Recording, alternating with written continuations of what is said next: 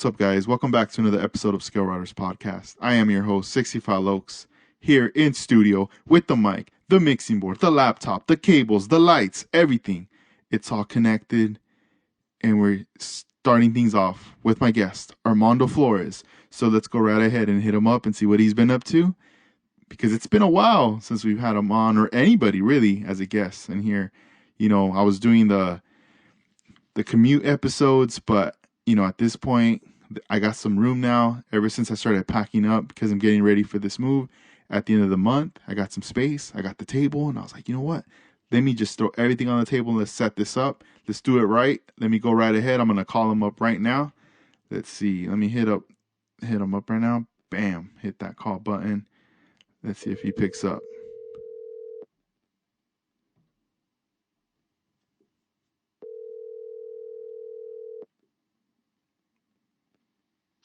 Hello. Hey, Armando, what's up? What's happening, Edgar? Hey, just right here. Can you hear me good? Everything's cool? Yes. All right. Good. Awesome. Here. Awesome. Just making sure. Well, welcome to the podcast. We're recording. It's live right now. It's funny because I was connecting, everything to the mixing board, and I mean, everything sounds good on my end, but I know we didn't do like a sound check prior to this, so that's why I asked the question. Yes, I'm okay here on this side. Nice, man. Nice. Well, thank you for taking the time, being a part of this episode. This is episode number 131. And I mean, it's been a long time since the last time I had you on the show, or even anybody as a guest, really, having, with everything that's been going on, it's been kind of tough, but how you been? I'm being good. I've been staying home. This pandemic is making us stay home, and us car model builders, I mean, we have always something to do at that table. So it's there's a lot of time to finish some projects and get involved and come up with ideas, and on and on and on. Yeah, it's true. I agree. It's crazy how before it's something like we didn't have time. We were always working, doing things, and we wanted to have free time to be able to like work on our builds. Yes. And now it's been happening, unfortunately, some people got laid off, some businesses closed down because they could not operate. But there's time though to like keep your mind off things in the meantime and work on projects. Yes. And I think we have one of the greatest hobbies that when we're in this situation, I mean, it kind of put us in the like no excuses, and also you can't get bored because you basically at home and you can actually be doing something. Yeah. So it prepare us for that. Yeah, it's crazy because sometimes randomly I'll come across a comment on the internet where people will say, "Oh, the hobby's dying. It's dying," and I honestly don't think this hobby will ever die. It's here to stay. And one thing I've been noticing too is that as far as like the whole pandemic, people staying home, hobbies are at an all-time high right now, especially for businesses that are already established and sell online. Yes. A lot of them have been doing great, like tremendously great, even though some of them maybe they don't open up their doors and stuff. But as long as they have that online retail where they can ship, they're fine. Yes. And the reason why I bring it up is because I know when things start to happen and people freak out and we go into like panic mode, the first thing we do is, we want to buy food. We want to buy, the necessities for the house, making sure all that's there, making sure that your house, everything's cool, which is like your security. But then after that, you also have to take care of yourself, which a lot of people do exercise. And then you do that. And then what's next? Because you're going to start to get bored. So the next thing that kicks in is the creative side, So Yes. some people get satisfaction from like buying things or playing video games, but for others that like to be creative, with get hands on and build things, hobbies are at an all time high right now. Yes, I really agree on that, and want to say congratulations on opening the Scale Writers store. Oh, thank you, Uh, Armando. Thank you.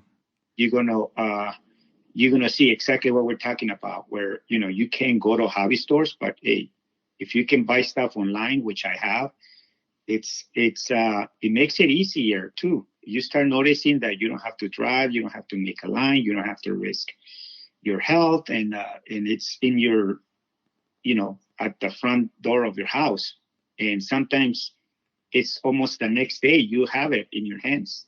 Yeah, it's So it. I've been ordering stuff online, and it's like I'm not even missing going to a hobby store. I can get pretty much whatever I want online. Mm-hmm.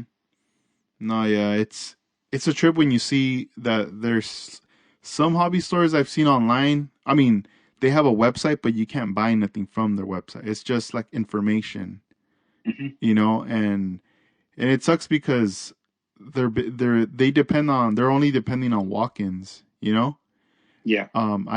I hope they would also open up that market where they would just have customers, be able to purchase online for them to ship out model kits and supplies so this way they can survive this because they keep doing these shutdowns constantly, Hmm. and I mean there's no other way around it than being able to ship, you know that's Right. that's kind of the only way, and especially for like some model builders that don't even have any hobby stores around where they live, at least Uh-huh. they still have access to like order stuff and get it in the front doorstep, you know? Yes.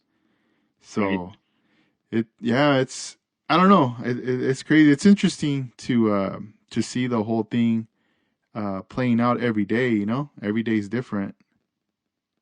Yeah. And I have a house of hobbies here in Burbank. It's not even 2 minutes from my house, but I still order stuff online, or sometimes I don't even want to drive there.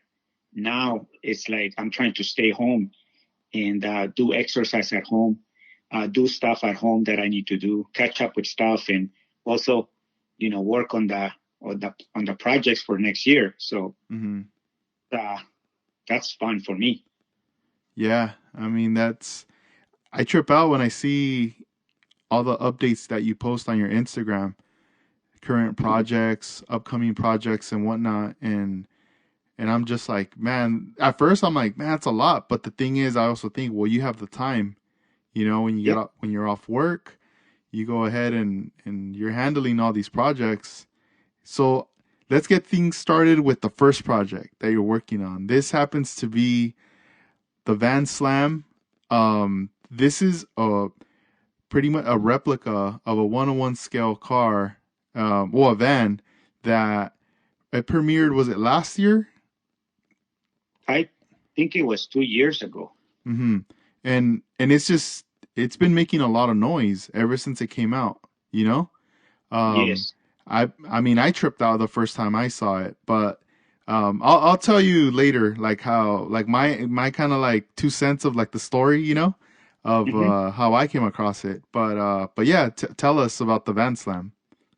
Yeah, the Van Slam. I mean, we seen it online and all that stuff. And Hector Lozano and I were talking about, you know, what should we do next? And he saw the van and he's like, Armando, let's work on that van. And I go, oh, that's a beautiful van. And he started doing all the body work and opening the windows and opening the doors and put the hinges and all that stuff. And I go, you know what? I would like to paint that van because it's busy. It's got a lot of patterns and it's graphics on it. And it was another challenge for me. And he goes, you want to do it? I go, yeah, just give it to me. And he actually brought it the day that you and Willie did the podcast here in my garage when they interview you. Yeah, Oh, I remember that day. yeah, I think it was that day. If not, um, maybe it was another. visit before that. But bottom line is that he brought the van already bodywork, windows open, the whole sunroof open. And I'm like, man, I want to paint that van. So the first thing I do is try to get involved with the owner. The owner is Gary. He goes by Cat Bomb on Instagram. And that van, it's a 1967 Econoline Ford van. And the painter, it's TP Customs. TP Customs is the painter. And I met him at the Classic Legends in Japan. Him and his wife went to the show, and we were just, having fun over there in Japan. We see each other, but never thought that he was the painter of that van until I find out who was the painter. I start talking to him. He started sharing a lot of pictures when he was doing it, a lot of good stories behind the whole van. And I always like to communicate or have a conversation with the owners of the vehicle or the painters, because that kind of inspires me to concentrate on the paint job and feel the paint job. And sometimes I get help from them, and I see that it helps when I'm doing, especially when I'm doing a replica. So I've been sharing the pictures since the very beginning until now.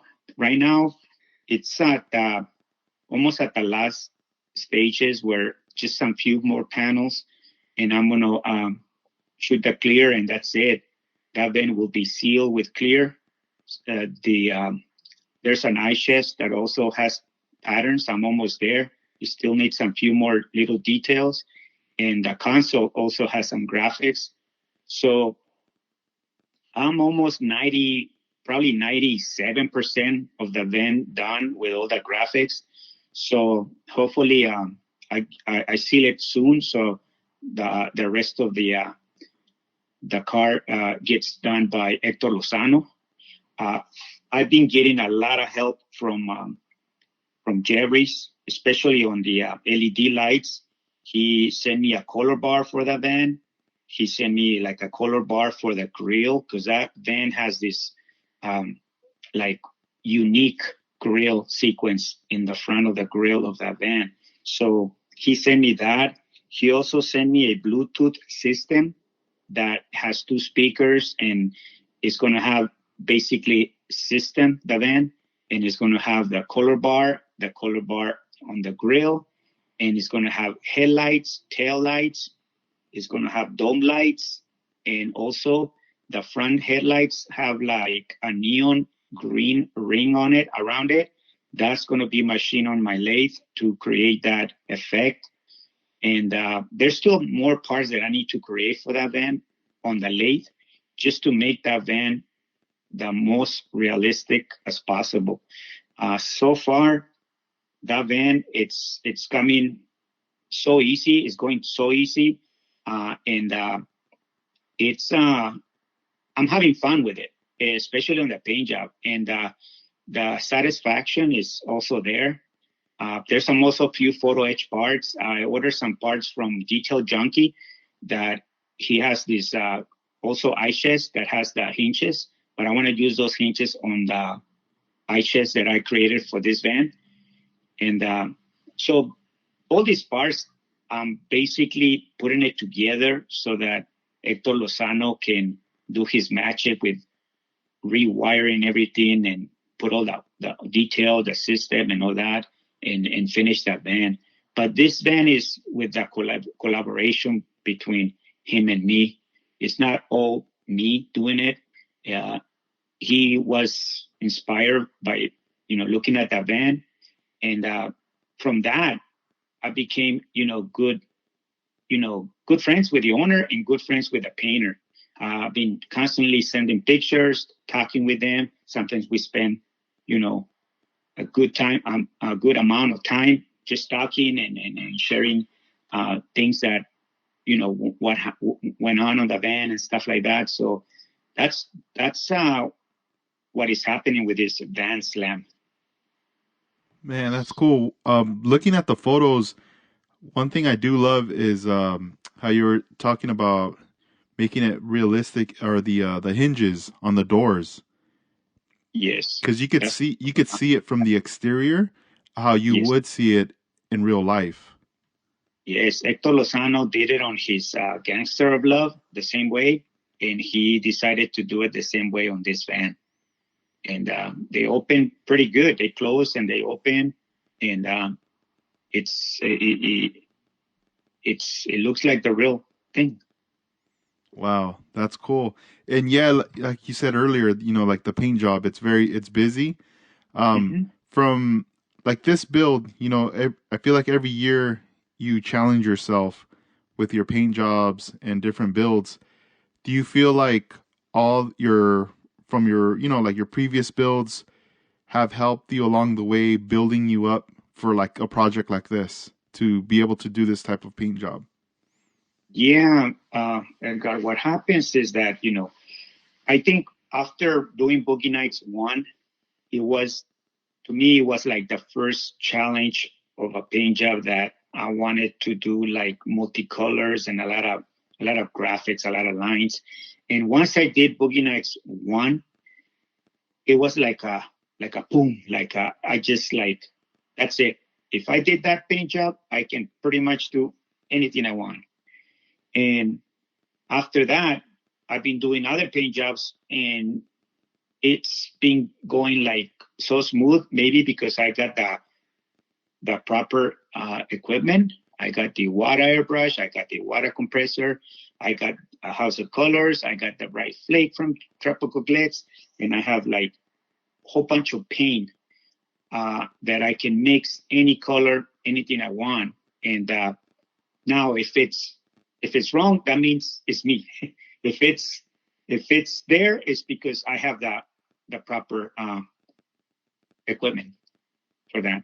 So after I did Boogie Nights one, I challenged myself to do Boogie Nights two.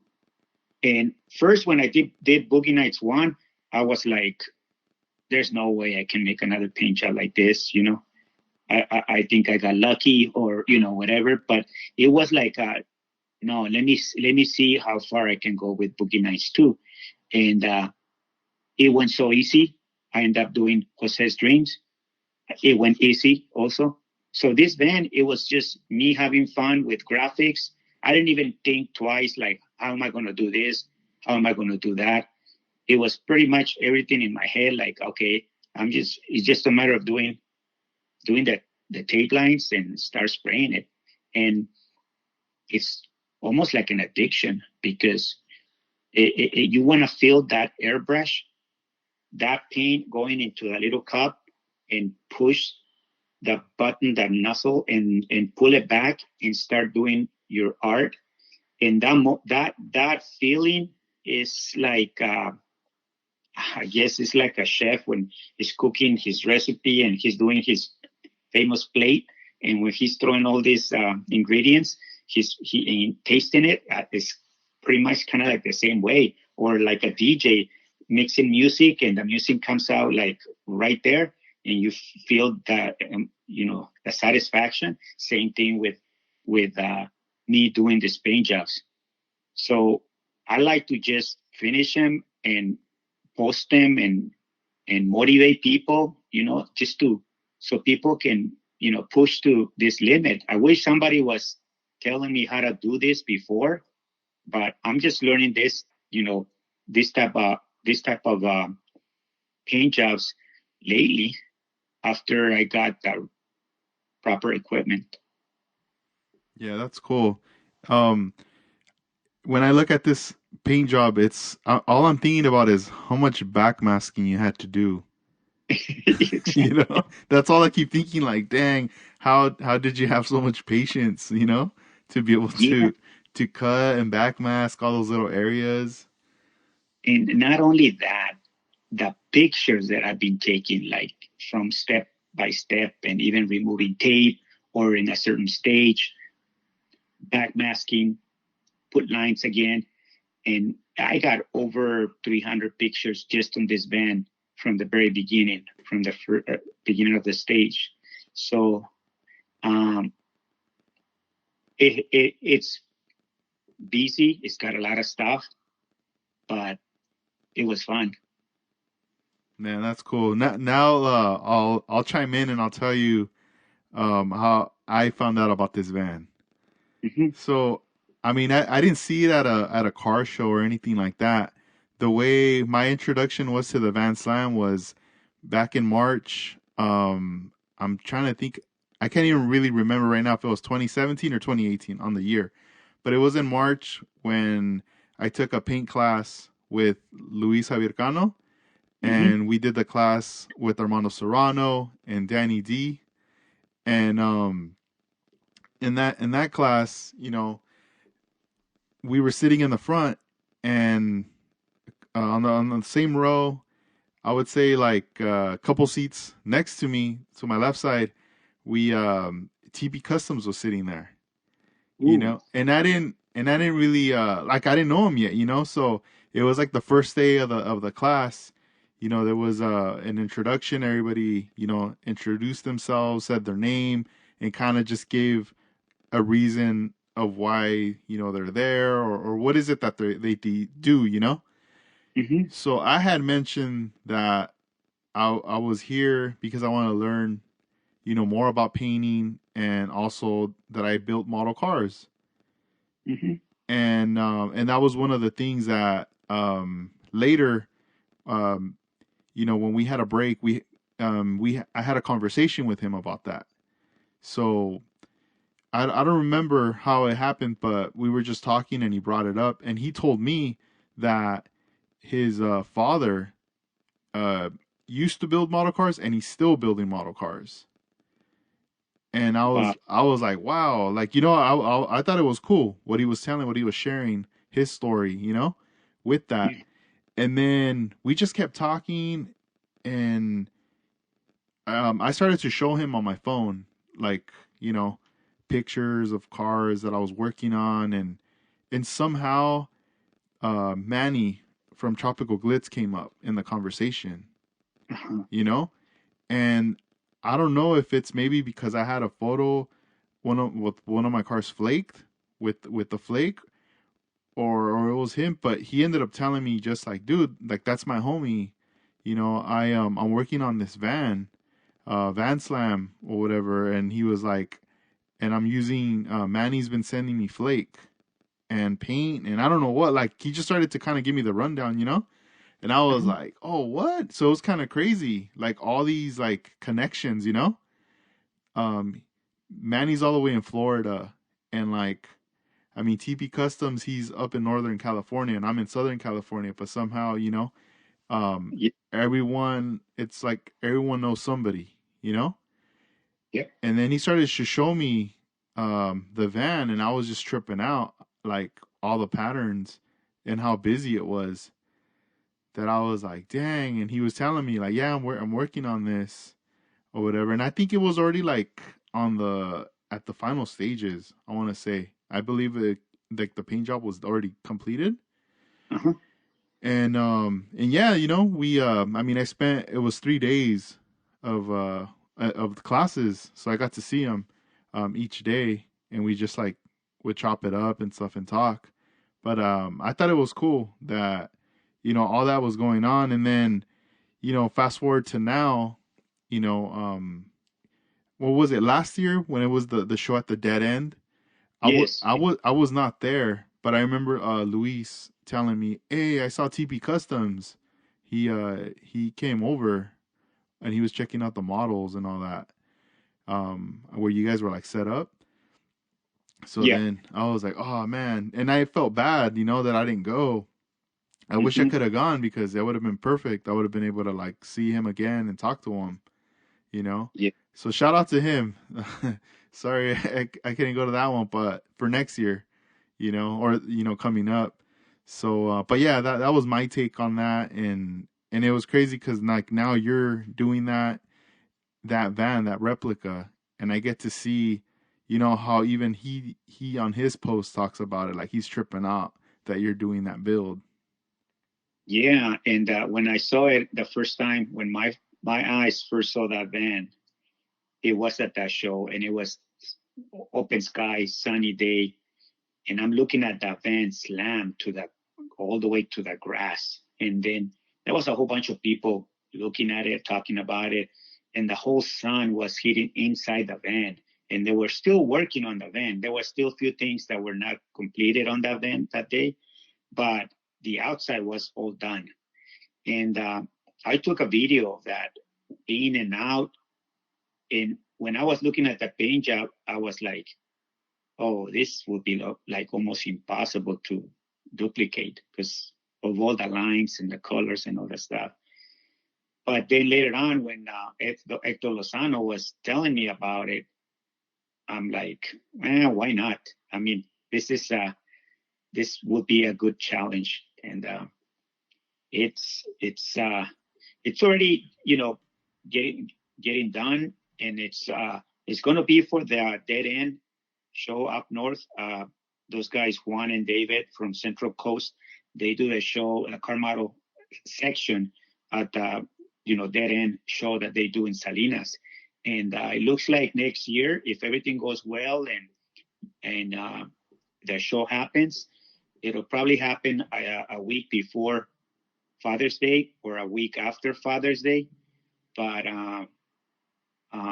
there, if it happens, that's when it's going to be busting out for that show, and probably the owner will be there. Probably TP Customs will be there, and hopefully it turns to be a good show. I mean, this is going to be something that I'm also planning to do a 805 beer company for that show.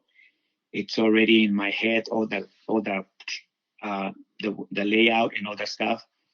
I'm not rushing it right now because I know I can get that done pretty quick.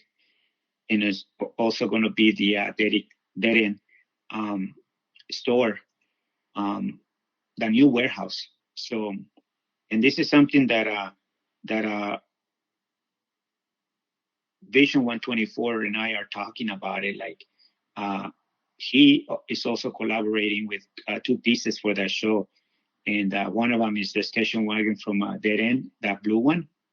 He already finished that one, and he's going to send it to me, and just to promote it and do the promotion and the flyer and all that stuff with that station wagon.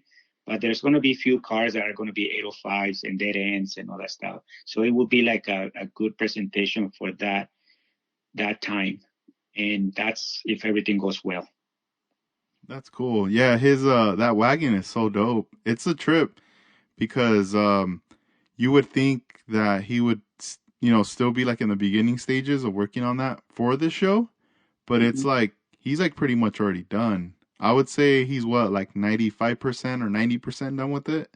That's done. It's done It's already done. Oh, okay. It's Dang. already on That's way. that's it. It's like it's already it would just needs to be shipped. He just needs to, or he needs to bring it.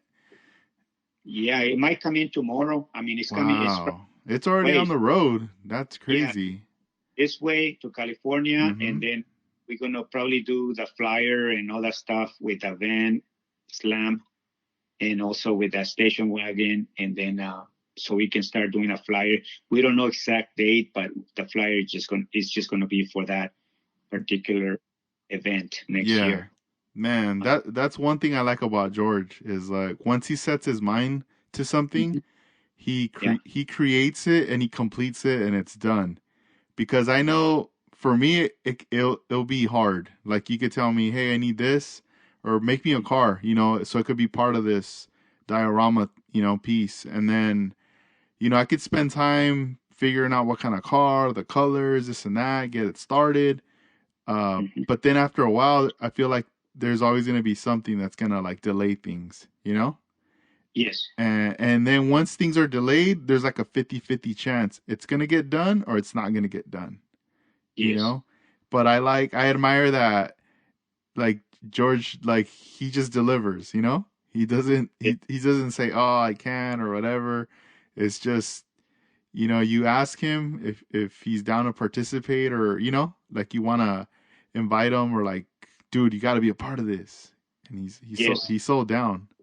And sometimes, I always say this, collaboration, it makes, when they say, let me make you famous, or let me help you, help me help you, whatever. But, you know, George and I, we've been talking for, almost, 2, 3 times a week, and texting each other, and how you doing? What do you need? Uh, you know, just talk about models and stuff. And we have known each other pretty well just by being on the phone. And with this pandemic, I mean, you just basically on the phone, or you can be just working on something, and we just, on the phone, just talking about ideas and stuff. So we have very good ideas. We have shared a lot of stuff that we're thinking about. And we be we are becoming a good friends in the model world, pretty much. So shout out to him, because we just basically throw each other. We speak the same language, so we kind of understand that. Yeah, I could see a lot of similarities in the things you guys do, because I know, you take on a lot of like diorama presentations, Yes. and then he also does that in the East Coast with his club, Mm-hmm. and that's a big responsibility, I think, being It able is. to produce something like that, and then to bring it and install it and put it all together. Oh yeah. It's difficult because it's easy to just walk up and put your car on the diorama, Mm-hmm. but if you're the one having to like build this thing and bring it to life, Yes. that's tough. Yes. And if you notice, every time we collaborate, or we do a diorama, or we do something like that, it always makes noise. It always, people remember, oh yeah, I remember this diorama. And that's kind of what uh, makes more sense in the car models, not just a car model sitting on the table. So I'm having fun with it. And Yeah.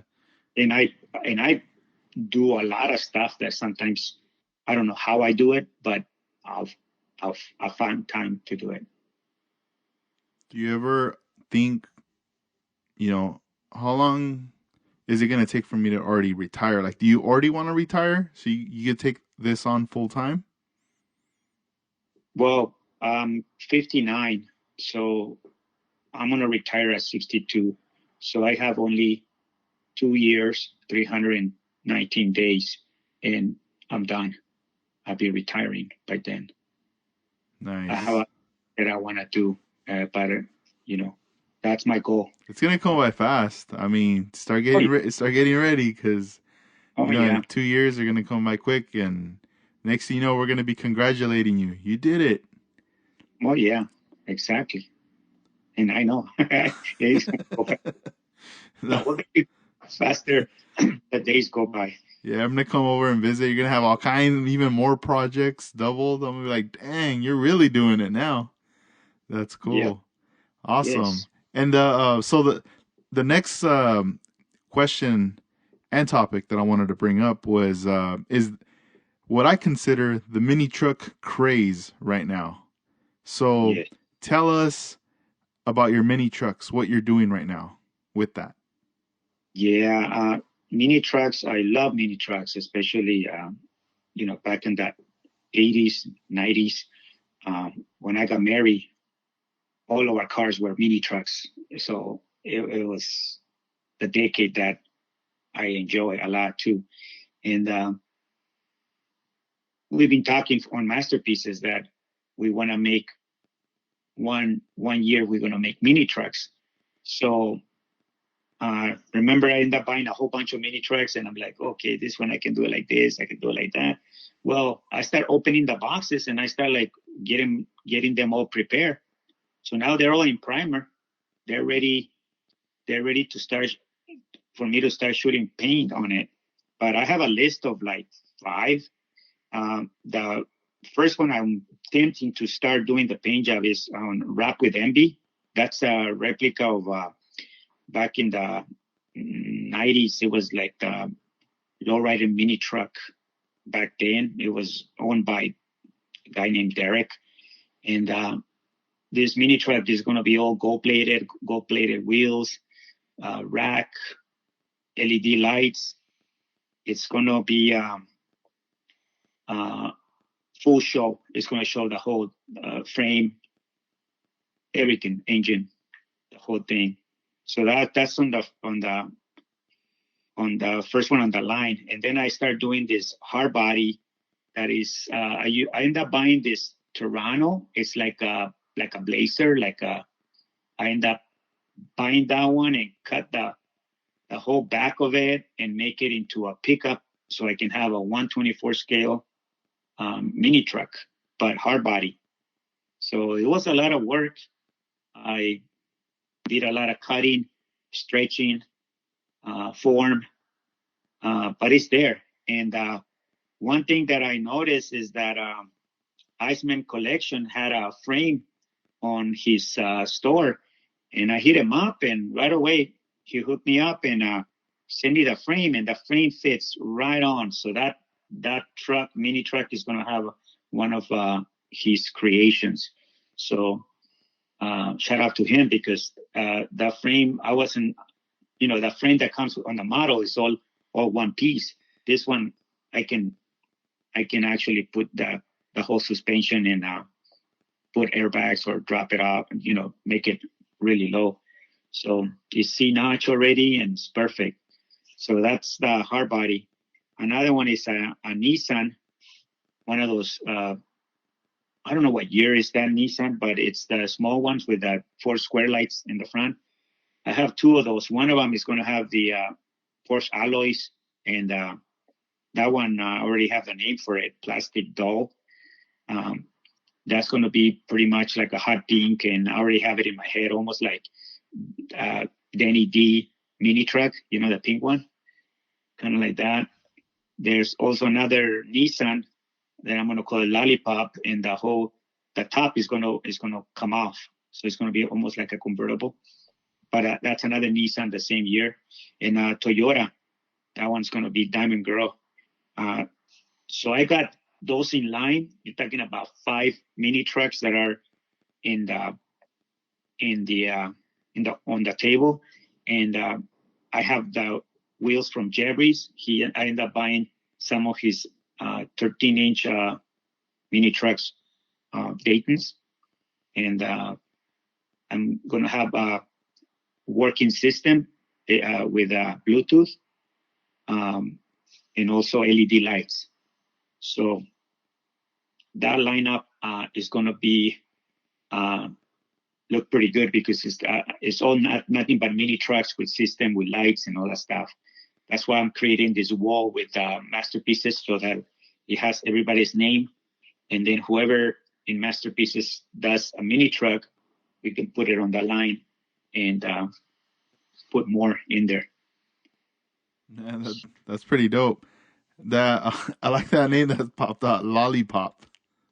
Lollipop, yeah, because that one's going to have different colors. That's going to be like Oh, a lot okay. different, Yeah. No, they're all different. interesting names for sure. Yeah, it has to be like a sexy name, because back in the 80s, 90s, mini trucks were sexy. It was always names of the songs from back in the 80s, 90s. And Plastic Doll, there's an actual song that are like in the mini truck era. Diamond Girl, same thing.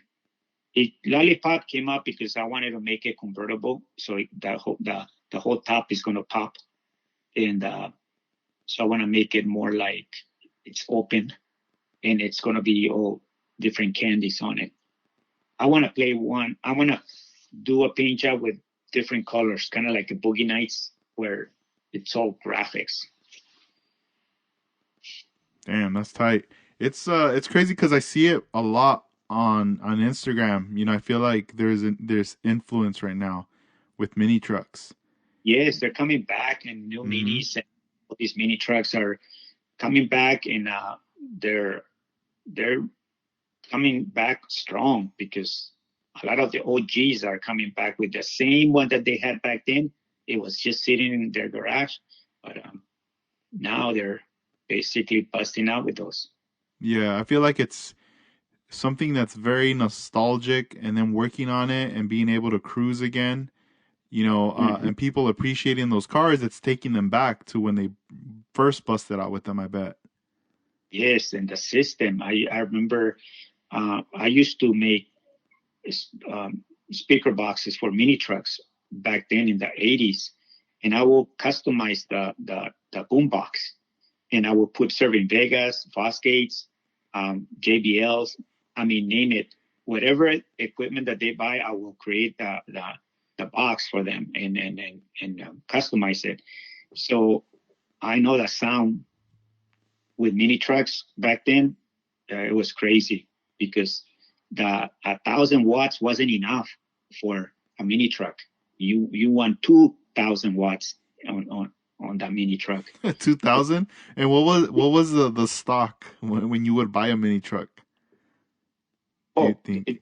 it's a different unit, Alpine, uh, Kenwood, or Hmm. uh, different stereo systems. But where the power comes is from the amp. The And amps.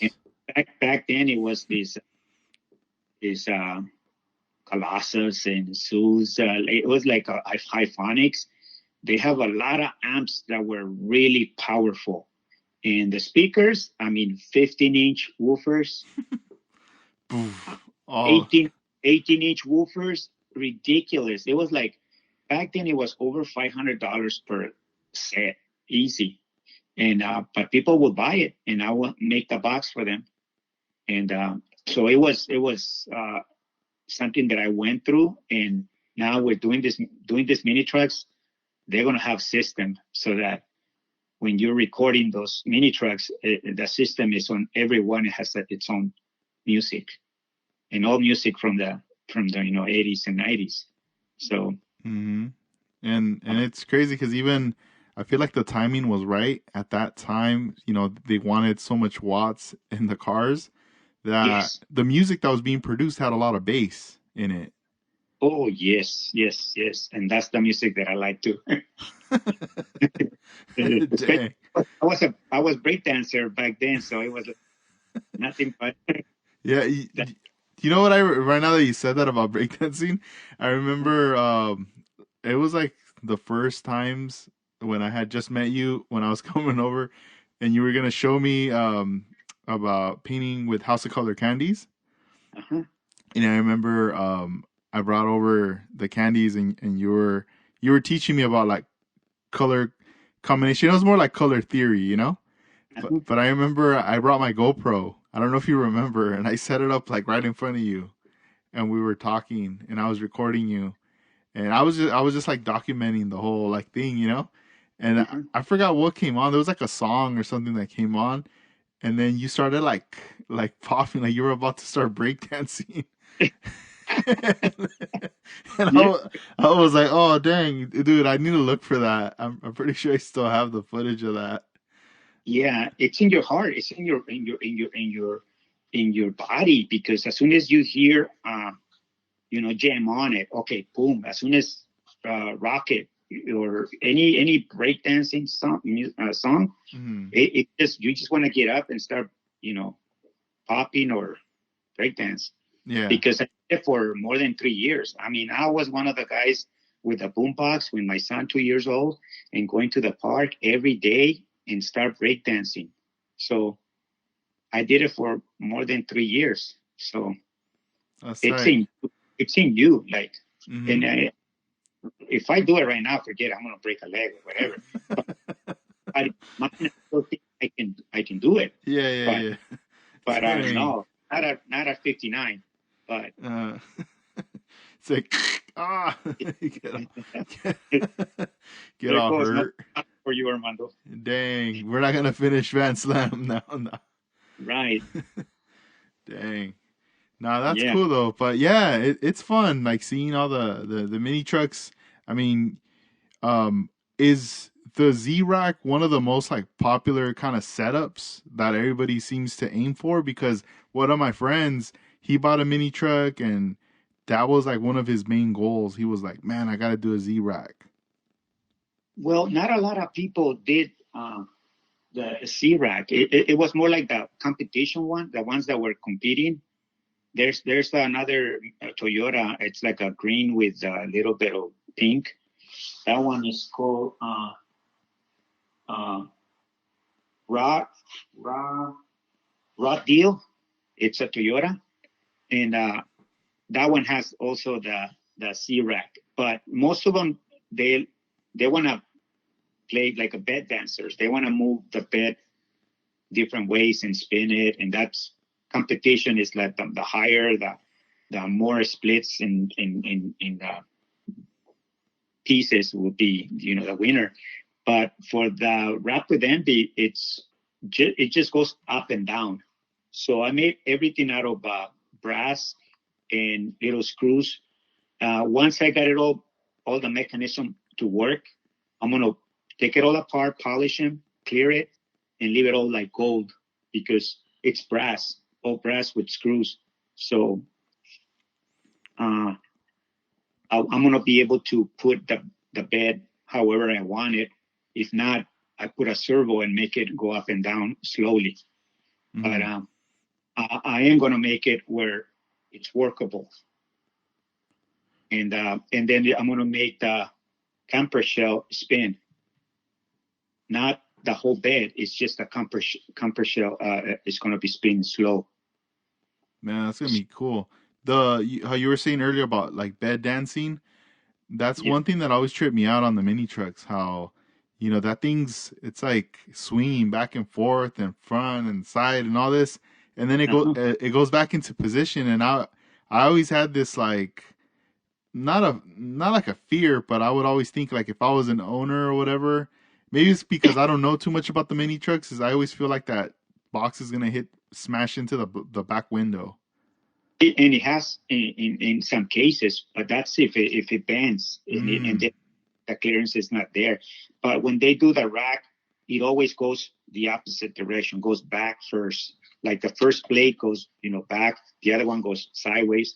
So there's always that clearance that however you do it is never gonna hit the back window. Now, if they don't do it that way, then that's a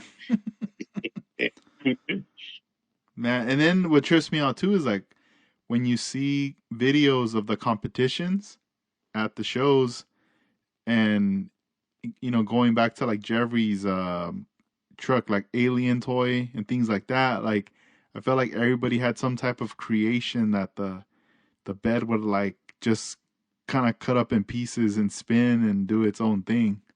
Yes, that was a competition. The more creative you get, the more spectacular. Or you've seen videos, and videos show everything, like how the competition was very strong. Yeah, almost like hopping contest or a car that dances or the hops or dances. Mm-hmm. And if it flips, okay, that's another like. You went over the limit. Dang, yeah. That's crazy. A lot of money involved right there with these cars, I bet. Yes. So that's what's on the table. I've been doing a lot of capturing like videos of people that, and I don't know why I didn't do it before, but lately, I did Howard Gribble when he came over, and I just record our conversations and stuff. And Drifting on Memories came in, Raul. So two guys came into the garage, and I'm like, I need to document those guys coming over here because it's fun what we do, and it's good to let the world know, like, okay, this is what goes on Armando's garage or on the lowrider culture or what's going on. And then right after that, Mercado came in, and then Ulises came in, and it was like, wow, another day. So I have a few guys that they want to come over, and I gotta be careful because of this pandemic. But I always try to like keep my distance, and also if they don't feel well, then don't come in. Yeah. But That's yeah, I've been cool. kind of capturing that, and that's because you have influenced me in capture, document, and I always kind of have, but I never um, like take it a little bit more serious. That okay, why don't I just do it? Because I see, guys, pastors from Japan coming over. I see next movie came over, Joe Ray, all those guys that are well-known people in the lowrider culture. And I'm like, why don't I just record what we do? Like, just they just want to stop by and have a beer or have a few conversations, and that's pretty nice because that way people get to see that. And so I've been doing that. I hope I have more time and do more stuff like where it's in a stationary GoPro in front of my desk and just record what I do. Yeah, yeah, that's awesome. Yeah, because I remember seeing on your YouTube channel, the when you posted with Howard Gribble that he had came over, and I was watching it, and I really liked the way you recorded it, and I was like impressed. I was like, man, that's dope. Like, did you get a gimbal or all these things like set up because everything it looked really nice on the video, and at the same time, how you were saying you wish you would have took it like more serious on documenting. I feel like you've always documented because you do have a lot of photos. Yeah. Back then I feel like it was more photos like to document. Uh-huh. Now it's more, we're more like in that visual era where everyone, we want to see something. Uh-huh. I mean, we admire photos still, but we want to see like a visual of interaction. And now, I mean, I feel like what you're doing is great. Right now is the good time to do it. It's never too late because you're always in the future going to have opportunities with Yes. friends and acquaintances and just people that you just meet. Anytime you meet someone, that's an opportunity right there, Yes. and sometimes you don't even think about, oh, let me hold on, like let's say before you even start a conversation with them, you're never like, oh, hold on, let me hit record on my phone or in this, because they might be like, wait, what, for what?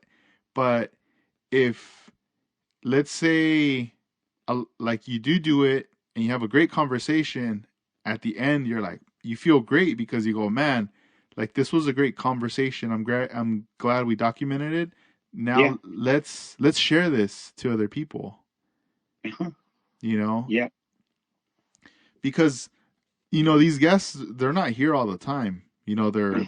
They're out, overseas, out of state, and they're just like once in a lifetime opportunities sometimes Right. that you get.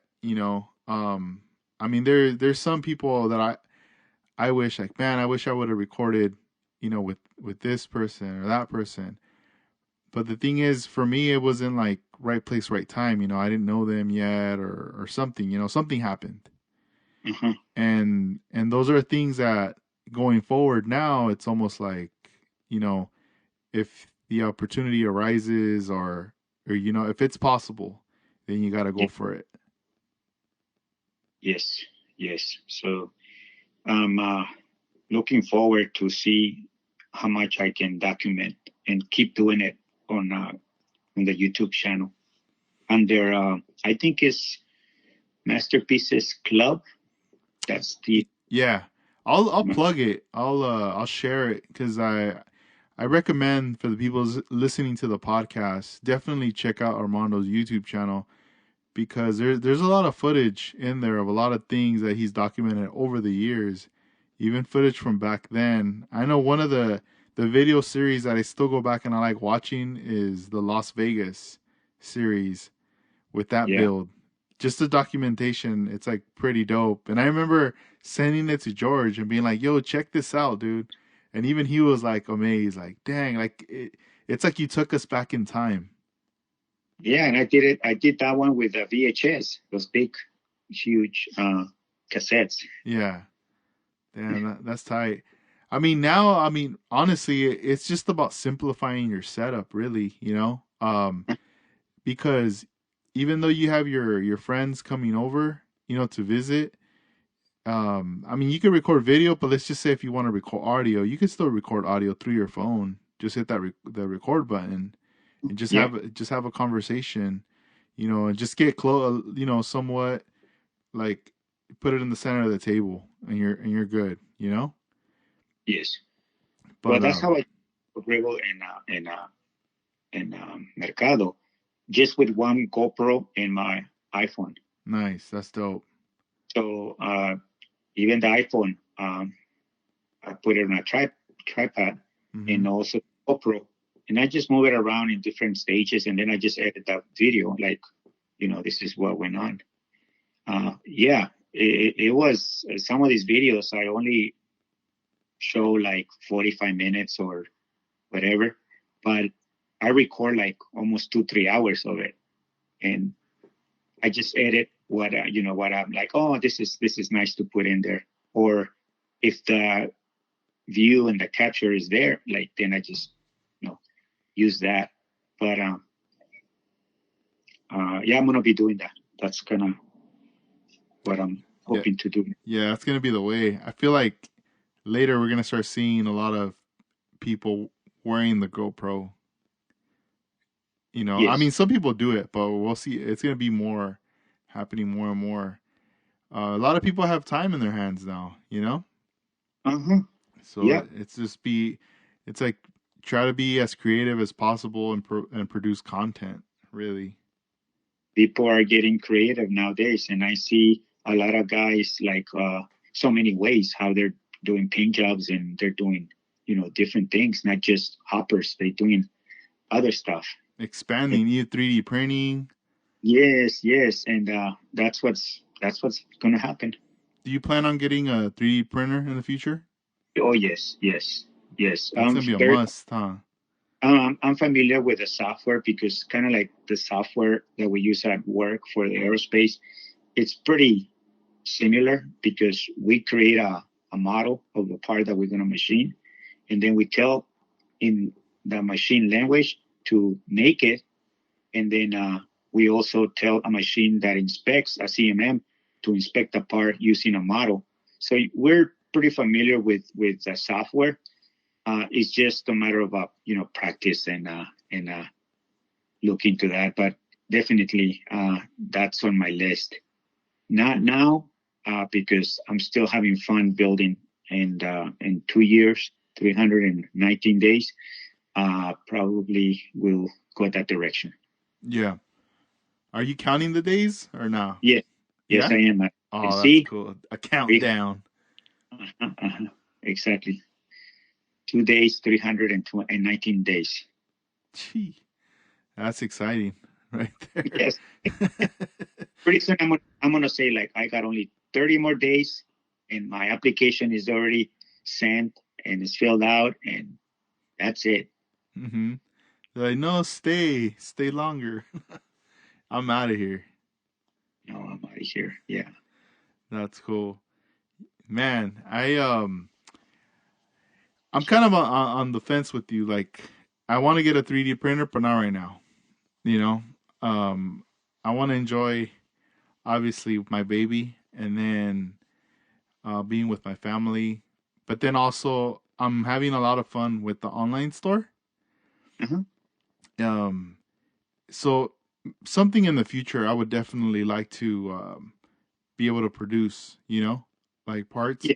The reason why I was thinking about that was I was having a conversation with like Casey about that, and I was like thinking like, there's gonna be 3D printer, 3D designers, Hmm. in the U.S., but then also abroad, like overseas, you know.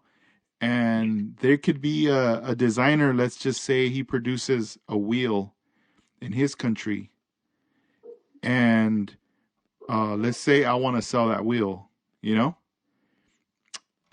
He can obviously print them and ship them to me, and like me purchasing from him. But then you're gonna have to deal with like shipping costs and all these things, right? Right. Um, and then once everything comes in, you gotta inspect everything, like a quality control, like a double quality control, I guess. Uh-huh. But let's say that I have one or two 3D printers, and then I end up, you know, we strike a deal where I get the file, and then he's gonna get an incentive off of the deal. But then what happens is I end up printing it on my end. Yeah. So then this way I can inspect it more, and if there's an error, I could still print it or whatever, making sure everything's cool, and then be able to handle like the packaging and the shipping, you know.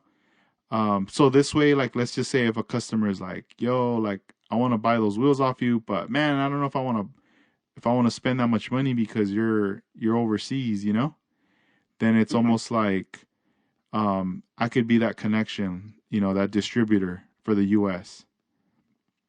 to be like, well, you know, buy it at Scale Riders or whatever, and you could just pay domestic shipping instead of international shipping.